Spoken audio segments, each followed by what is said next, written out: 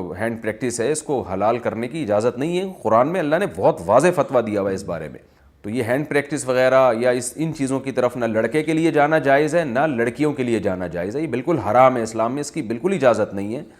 سورہ قد افلح المؤمنون میں بھی اللہ نے حکم دیا اور سورہ معارج میں بھی کہ الا علی ازواجہم, کہ مرد اپنی بیوی کے علاوہ اور عورت اپنے شوہر کے علاوہ کسی تیسرے راستے سے اپنی خواہش پوری نہیں کر سکتے, نہ ہاتھ کے ذریعے نہ کسی اور ذریعے سے. تو اور حضرت عثمان ابن مظعون رضی اللہ تعالیٰ عنہ, یہ بھی صحیح حدیث ہے, فرماتے ہیں ہم سفر میں ہوتے تھے, بیویوں سے دور ہوتے تے, تو ہم پہ عورت کی جدائی بہت شاق گزرتی تھی, اپنی شہوت پہ کنٹرول کرنا بہت مشکل تھا.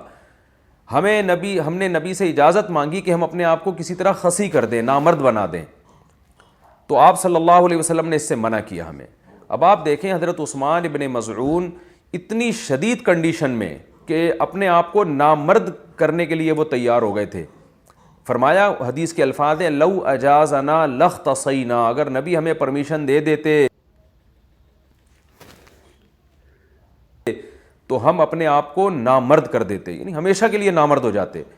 تو اس قربانی کے لیے بھی حضرت عثمان ابن مظعون تیار تھے کہ اتنا خطرہ تھا ان کو, لیکن نہ انہوں نے نبی سے پوچھا کہ کیا میں ہاتھ سے اپنی خواہش پوری کر سکتا ہوں, نہ نبی نے ان کو بتایا کہ تم یعنی ہاتھ کے ذریعے مجبوری میں اپنی خواہش پوری کر لیا کرو. نہ نہ نہ نہ نبی نے ان کو بھی حکم دیا ایسے موقع پہ, تزوجوا الودود الولود فانی مباہی بکم الامم, محبت کرنے والی عورت سے اور اولاد جننے والی عورت سے نکاح کرو, میں تمہاری کثرت پہ قیامت کے دن فخر کروں گا. تو آپ صلی اللہ علیہ وسلم نے بزبان حال بتا دیا کہ یہ جو اللہ نے تم پر, مرد پر اتنی شہوت مسلط کی ہے, خواہش مسلط کی ہے, اس کی وجہ یہ ہے کہ اللہ نسل چاہتے ہیں کہ مرد اور عورت کا ملاپ ہو. تو مرد اور عورت کو ایک دوسرے سے دور رہنے کے لیے پیدا نہیں کیا ہے, ملاپ کے لیے پیدا کیا ہے.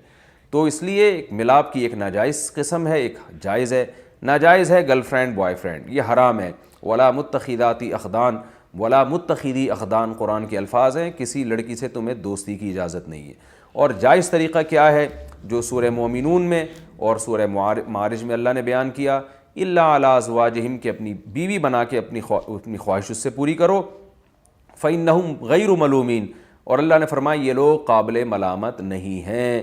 اگر نکاح کے ذریعے آپ خواہش پوری کرو گے تو آپ کو دنیا تو ملامت کرے گی, لیکن اللہ کی نظر میں آپ کو سرٹیفکیٹ مل گیا کہ آپ قابل ملامت نہیں ہیں. یہی وجہ ہے کہ علماء نے لکھا ہے کہ جو بیوی کے ذریعے بھی اپنی خواہش پوری کرے نکاح کر کے, اسے ملامت کرنا, اسے تانا دینا, یہ اس پہ کفر کا خطرہ ہے, کیونکہ اللہ نے اس کو سرٹیفکیٹ دے دیا کہ بھئی یہ قابل ملامت نہیں ہے.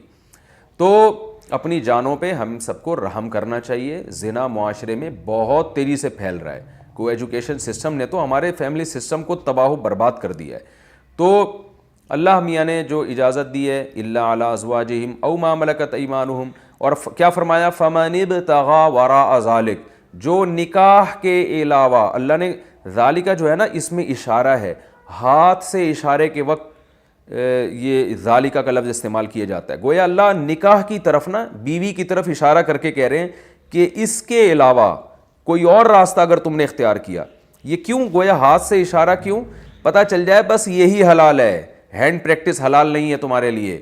اسی طرح کسی اور راستے سے اپنی خواہش پوری کرنا حلال نہیں ہے تمہارے لیے. تو اس لیے اللہ نے بتایا صرف یہ بیوی ہے, صرف یہ ہے, اس کے علاوہ کوئی بھی راستہ اختیار کرو گے فاولئک هم العادون, یہ لوگ اللہ کی حدود کو توڑنے والے ہیں.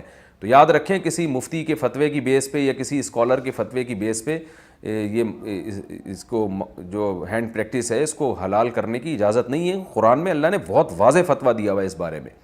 تو اس لیے آج کل نوجوان بہت تیزی سے اس طرف جا رہے ہیں, تو بہت احتیاط کی ضرورت